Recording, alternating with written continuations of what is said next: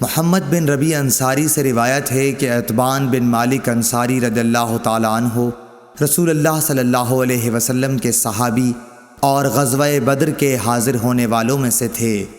وہ نبی کریم صلی اللہ علیہ وسلم کی خدمت میں حاضر ہوئے اور کہا، یا رسول اللہ صلی اللہ علیہ وسلم، میری بینائی میں کچھ فرق آ گیا ہے اور میں اپنی قوم کے لوگوں کو نماز پڑھایا کرتا ہوں، لیکن جب برسات کا موسم آتا ہے تو میرے اور میری قوم کے درمیان جو وادی ہے وہ بھر جاتی ہے اور بہنے لگ جاتی ہے، اور میں انہیں نماز پڑھانے کے لیے مسجد تک نہیں جا سکتا۔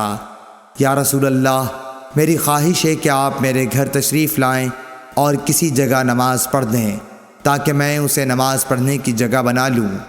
راوی نے کہا کہ رسول اللہ صلی اللہ علیہ وسلم نے عتبان سے فرمایا، انشاءاللہ تعالی میں تمہاری اس خواہش کو پورا کروں گا۔ عتبان نے کہا کہ دوسرے دن رسول اللہ صلی اللہ علیہ وسلم اور ابو بکر صدیق رضی اللہ تعالی عنہ جب دن چڑھا تو دونوں تشریف لے آئے اور رسول اللہ صلی اللہ علیہ وسلم نے اندر آنے کی اجازت چاہی۔ میں نے اجازت دے دی۔ جب آپ گھر میں تشریف لائے تو بیٹھے بھی نہیں اور پوچھا کہ تم اپنے گھر کے کس حصے میں مجھ سے نماز پڑھنے کی خواہش رکھتے ہو؟ عتبان نے کہا کہ میں نے گھر میں ایک کونے کی طرف اشارہ کیا تو رسول اللہ صلی اللہ علیہ وسلم اس جگہ کھڑے ہوئے اور تکبیر کہی۔ ہم بھی آپ کے پیچھے کھڑے ہو گئے اور صف باندھی۔ پس آپ نے 2 رکعت نفل نماز پڑھائی، پھر سلام پھیرا۔ عتبان نے کہا کہ ہم نے آپ کو تھوڑی دیر کے لیے روکا اور آپ کی خدمت میں حلیم پیش کیا جو آپ ہی کے لیے تیار کیا گیا تھا۔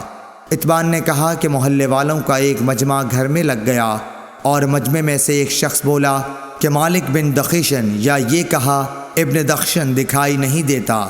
اس پر کسی دوسرے نے کہہ دیا کہ وہ تو منافق ہے جسے خدا اور رسول سے کوئی محبت نہیں۔ رسول اللہ صلی اللہ علیہ وسلم نے یہ سن کر فرمایا، ایسا مت کہو، کیا تم دیکھتے نہیں کہ اس نے لا الہ الا اللہ کہا ہے اور اس سے مقصود خالص خدا کی رضامندی حاصل کرنا ہے؟ تب منافقت کا الزام لگانے والا بولا کہ اللہ اور اس کے رسول کو زیادہ علم ہے، ہم تو بظاہر اس کی توجیہات اور دوستی منافقوں ہی کے ساتھ دیکھتے ہیں۔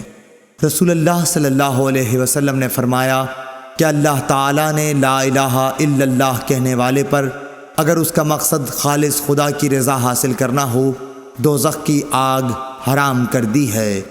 ابن شہاب نے کہا کہ پھر میں نے محمود سے سن کر حسین بن محمد انصاری سے، جو بنو سالم کے شریف لوگوں میں سے ہیں، اس حدیث کے متعلق پوچھا تو انہوں نے اس کی تصدیق کی اور کہا کہ محمود سچا ہے۔